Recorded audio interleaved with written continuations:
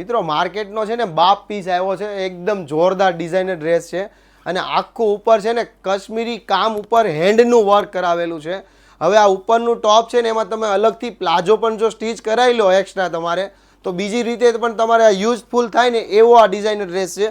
સાથે આમાં દુપટ્ટો પણ આખો કાશ્મીરી વર્કનો રહેવાનો છે હેવી, અને પિસ્તા કલર છે. ઓનલી ફોર એમ, એલ અને એક્સેલ આ 3 સાઇઝ જ આમાં અવેલેબલ થઈ છે.